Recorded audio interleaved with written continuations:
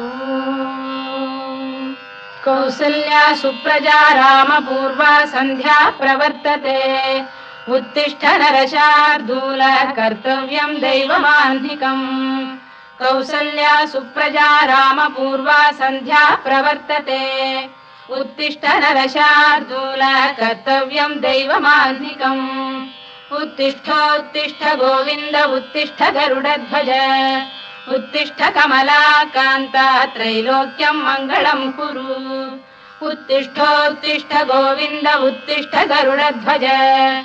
उत्तिष्ठ कमलाकान्ता त्रैलोक्यं मङ्गलं कुरु मातः समस्त जगतां मधुकैटभारे वक्षो विहारिणि मनोहर दिव्यमूर्ते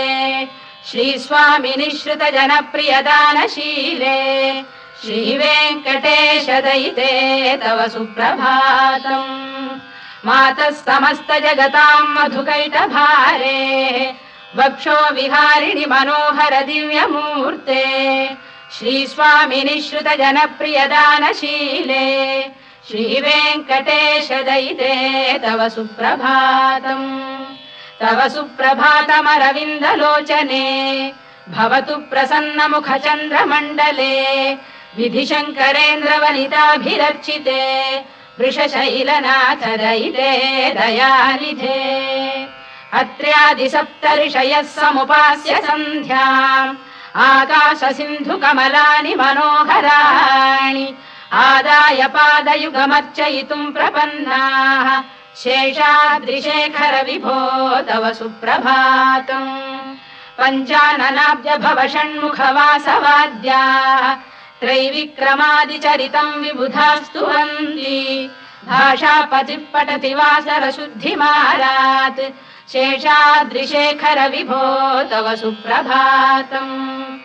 ईषत्प्रफुल्ल सरसीरुहनारिकेलपूगद्रुमादिसुमनोहर पालिकानाम्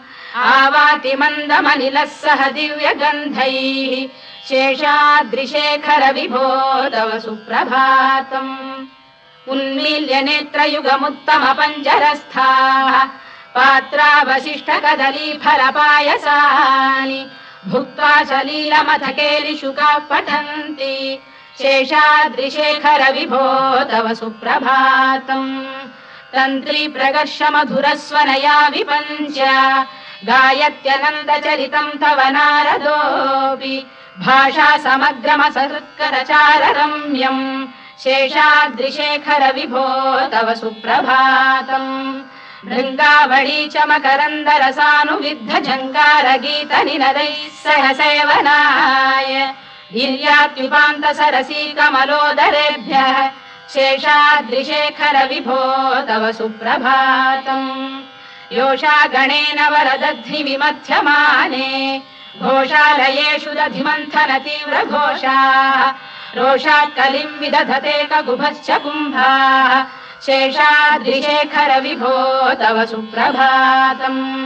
पद्मेश मित्र शतपत्र गतालिवर्गाः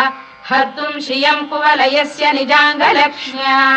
भेरी निनादमिव बिभ्रति तीव्रनादम् शेषाद्रिशेखर विभो तव सुप्रभातम् श्रीमन्नभीष्टवरदाखिल लोकबन्धो श्री श्रीनिवास जगदेकदयैक सिन्धो श्रीदेवतागृह भुजान्तल दिव्यमूर्ते श्रीवेङ्कटाचलपते तव सुप्रभातम् श्रीमन्नभीष्टवरदाखिल लोकबन्धो श्री श्रीनिवास जगदेकदयैक सिन्धो श्रीदेवतागृह भुजान्तर दिव्यमूर्ते श्रीवेङ्कटाचलपते तव सुप्रभातम् श्रीस्वामि पुष्करिणिकाप्लव निर्मलाङ्गाः श्रेयोर्थिनो हर विरिञ्च सनन्दनाद्याः द्वारे वसन्ति वरवेत्र हतोत्तमाङ्गाः श्रीवेङ्कटाचलपते तव सुप्रभातम् श्रीशेषशैल गरुडाचल वेङ्कटाद्रिनारायणाद्रिवृषभाद्रिवृषाद्रिमुख्याम् आख्याम् त्वदीय वसतेरनिशं वदन्ति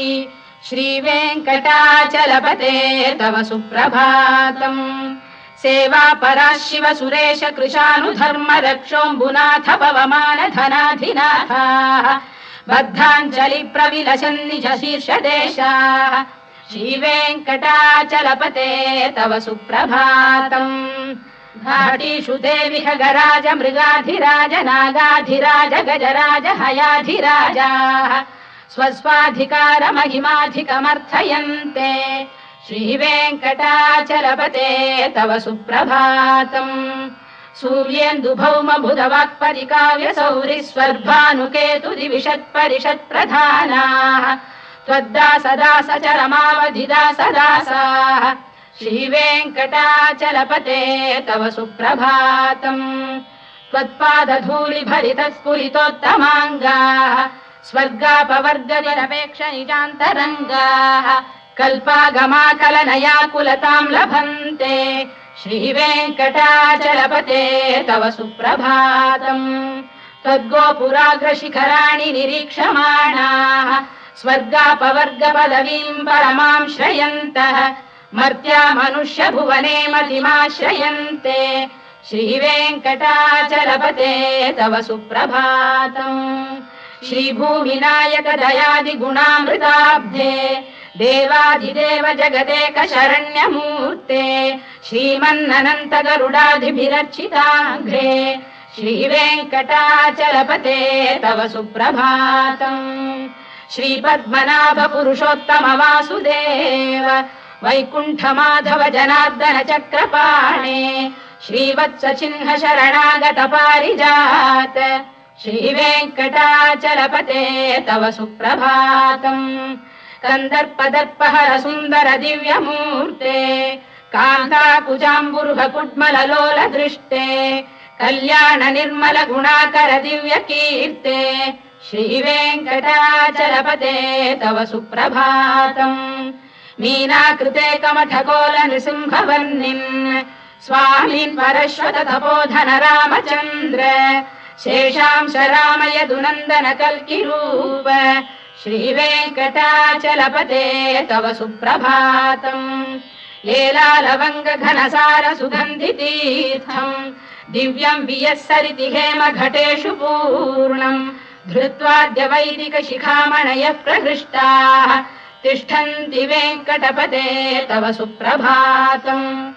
भास्वानुदेति विगचानि सरोरुहाणि सम्पूरयन्ति निनदैः कगुभो विहङ्गाः श्रीवैष्णवाः सततमर्थितमङ्गलास्ते धामाश्रयन्ति तव वेङ्कट सुप्रभातम् ब्रह्मादयः सुरवराः समहर्षयस्ते सन्तः सनन्दन मुखास्तव योगिवर्याः धामान्तिके तव हि मङ्गलवस्तु हस्ताः श्रीवेङ्कटाचलपते तव सुप्रभातम् लक्ष्मीनिवास निरवद्य गुणैक सिन्धो संसार सागर समुत्तरणैक सेतो वेदान्त वेद्य निज वैभव भक्त भोग्य श्रीवेङ्कटाचलपते तव सुप्रभातम् लक्ष्मीनिवास निरवद्य गुणैक सिन्धो संसार सागर समुत्तरणैक सेतो वेदान्त वेद्य निज वैभव भक्त भोग्य श्रीवेङ्कटाचलपते तव सुप्रभातम् इत्थम् वृषाचलपतेरिह सुप्रभातम् ये मानवाः प्रतिदिनम् पठितुम् प्रवृत्ताः तेषाम् प्रभात समये स्मृतिरङ्गभाजाम् प्रज्ञाम् परार्थ सुलभाम् परमाम् प्रसूते इत्थम् वृषाचलपतेरिह सुप्रभातम् ये मानवाः प्रतिदिनम् पठितुम् प्रवृत्ताः तेषाम् प्रभात समये स्मृतिरङ्गभाजाम् प्रज्ञाम् परार्थ सुलभाम् परमाम् प्रसूते कमलाकुच चूचुक कुङ्कुमतो नियतारुणितातुल नीलतनो कमलायतलोचन लोकपते विजयी भव वेङ्कटशैलपते कमलाकुच चूचुक कुङ्कुमतो नियतारुणितातुल नीलतनो कमलायतलोचन लोकपते विजयी भव वेङ्कटशैलपते सचतुर्मुख षण्मुख पञ्चमुख प्रमुखाखिल दैवत मौलिमणे शरणागतवत्सलसारनिधे परिपालय मां वृषशैलपते अतिवेलतया तव दुर्विषहैरनुवेलकृतैरपराधशतैः भरितं त्वरितं वृषशैलपते परया कृपया परिपाहि हरे अधिवेङ्कटशैलमुदारमतेर्जनताभिमताधिकदानरतात् परदेवतया गदितान्निगमै कमलादयितान्न परं कलये कलवेणुरवावशगोपवधूशरकोटिवृता स्मरकोटिसमात् प्रतिवल्लविकाभिमतात् सुखदात् वसुदेवसुतान्न परं कलये अभिराम गुणाकरदाशरथे जगदेकधनुर्धर धीरमते रघुनायक राम रमेश विभो वरदो भवदेव दया जलधे अवनीतनया कमनीयकरं रजनीकर चारुमुखाम्बुरुहम् रजनीचर राजतमो मिहिरं महनीयमहं रघुराममये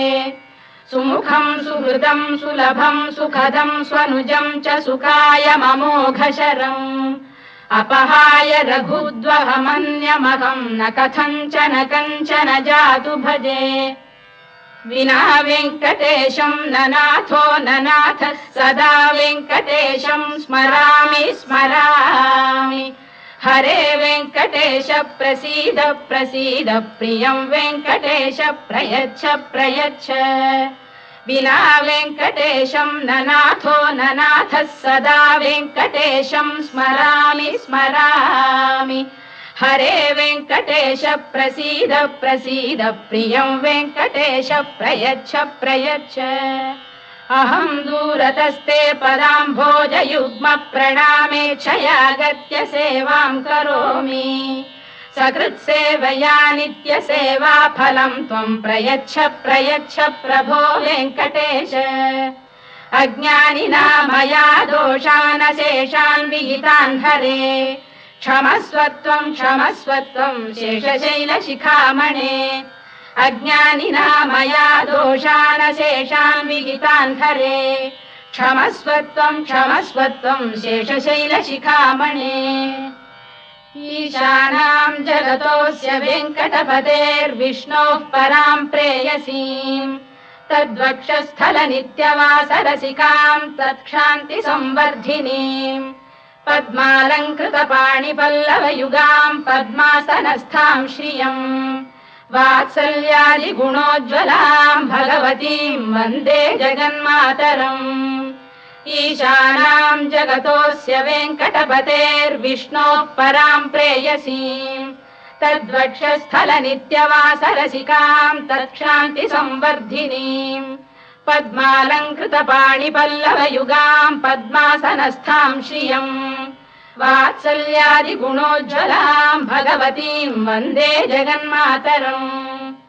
श्रीमन्कृपाजलनिधे कृत सर्वलोक सर्वज्ञ शक्तनतवत्सल सर्वशेषिन् स्वामिन् सुशील सुलभाश्रित पारिजात श्रीवेङ्कटेश चरणौ शरणं प्रपद्ये श्रीमन्कृपाजलनिधे कृत सर्वलोक सर्वज्ञ शक्तनतवत्सल सर्वशेषिन् स्वामिन् सुशील सुलभाश्रित पारिजात श्रीवेङ्कटेश चरणौ शरणं प्रपद्ये आनूपुरार्पित सुजात सुगन्धि पुष्प सौरभ्य सौरभकरौ समसन्निवेशौ सौम्यौ सदानुभवनेऽपि नवानुभाव्यौ श्रीवेङ्कटेश चरणौ शरणं प्रपद्ये सद्यो विकासि समुदित्वर सान्द्र राग सौरभ्य निर्भर सरोरुह साम्यवार्ताम् सम्यक् शुसाहसपदेषु विलेखयन्तौ श्रीवेङ्कटेश चरणौ शरणं प्रपद्ये रेखामयध्वज सुधाकलशातपद्रवज्राङ्कुशाम्बुरुहकल्पकशङ्खचक्रैः भव्यैरलङ्कृततलौ परतत्त्वचिह्नैः श्रीवेङ्कटेश चरणौ शरणं प्रपद्ये ताम्रोदरद्युतिपराजित पद्मरागौ बाह्यैर्महोभिरभिभूत महेन्द्रनीलौ उद्यन्नखांशुभिरुदस्त शशाङ्कभासौ श्रीवेङ्कटेश चरणौ शरणं प्रपद्ये सप्रेम भीति कमलाकर पल्लवाभ्याम् संवाहनेऽपि सपदिक्लममादधानौ कान्थाववाङ्मनस गोचरसौ कुमार्यौ श्रीवेङ्कटेश चरणौ शरणं प्रपद्ये लक्ष्मी महीतदनुरूप निजानुभाव नीलादि दिव्य महिषीकर पल्लवानाम् आरुण्य संक्रमणतः किल सान्द्ररागौ श्रीवेङ्कटेश चरणौ शरणं प्रपद्ये निद्यानमद्भि शिवादि किरीटकोटि प्रत्युक्त दीप्त नवरत्न महप्ररोहैः नीराजना विधिमुदारमुपादधानौ श्रीवेङ्कटेश चरणौ शरणं प्रपद्ये विष्णु पदे परम इत्युदित प्रशंसौ यौ मध्व उत्स इति भोग्यतयाप्युपातौ भूयस्ततेति तव पाणितल प्रतिष्ठौ श्रीवेङ्कटेश चरणौ शरणं प्रपद्ये पार्थाय तत्सदृश सारथिना त्वयैव यौ दर्शितौ स्वचरणौ शरणं व्रजेति भूयोऽपि मह्यमिहतौ करदर्शितौ ते श्रीवेङ्कटेश चरणौ शरणं प्रपद्ये मन्मूर्धिकालियपणे विकटाटवीषु श्रीवेङ्कटाद्रिशिखरे शिरसि श्रुतीनाम् चित्तेऽप्यनन्य मनसां सममाहितौ ते श्रीवेङ्कटेश चरणौ शरणं प्रपद्ये अम्लानघृष्यदवनीतलकीर्ण पुष्पौ श्रीवेङ्कटाद्रिशिखराभरणायमानौ आनन्दिताखिल मनोनयनौ तवैतौ श्रीवेङ्कटेश चरणौ शरणं प्रपद्ये प्रायः प्रपन्न जनता प्रथमावगाह्यौ मातुस्तनाविव शिशोरमृतायमानौ प्राप्तौ परस्पर तुलामतुलान्तरौ ते श्रीवेङ्कटेश चरणौ शरणं प्रपद्ये सत्त्वोत्तरै सतत सेव्य पदाम्बुजेन संसार तारक दयार्द्रदृगञ्चलेन सौम्योपयन्तृमुनिना मम दर्शितौ ते श्रीवेङ्कटेश चरणौ शरणं प्रपद्ये सत्त्वोत्तरै सतत सेव्य पदाम्बुजेन संसार तारक दयार्द्रदृगञ्चलेन सौम्योपयन्तृमुनिना मम दर्शितौ ते श्रीवेङ्कटेश चरणौ शरणं प्रपद्ये श्रीशश्रिया घटिकया त्वदुपाय भावे प्राप्ये त्वयि स्वयमुपेय दया स्फुरन्त्या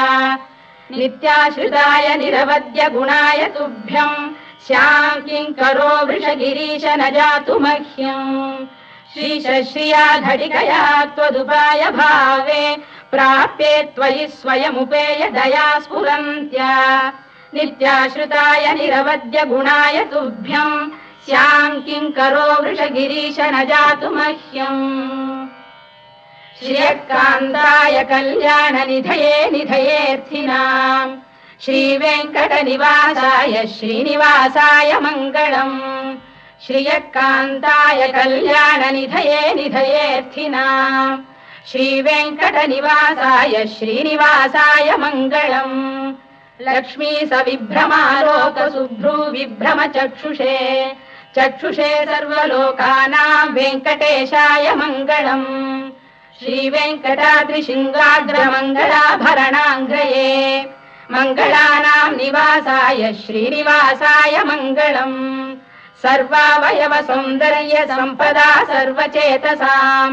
सदा सम्मोहनायास्तु वेङ्कटेशाय मङ्गलम् नित्याय निरवध्याय सत्यानन्दचिदात्मने सर्वान्तरात्मने श्रीमद्वेङ्कटेशाय मङ्गलम् स्वतः सर्वविदे सर्वशक्तये सर्वशेषिणे सुलभाय सुशीलाय वेङ्कटेशाय मङ्गलम्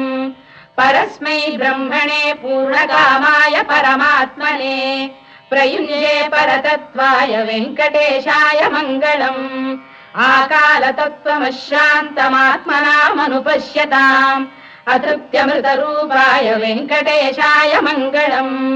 प्रायस्वचरणौ पुंसां शरण्यत्वेन पाणिना कृपया दिशते श्रीमद्वेङ्कटेशाय मङ्गलम्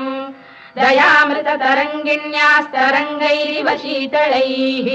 अभाङ्गैः सिञ्चते विश्वं वेङ्कटेशाय मङ्गलम् श्रद्भूषाम्बरहेतीनां सुषमावकमूर्तये सर्वार्तिशमनायास्तु वेङ्कटेशाय मङ्गलम् श्रीवैकुण्ठविरक्ताय स्वामी पुष्करिणीतटे रमया रममाणाय वेङ्कटेशाय मङ्गलम्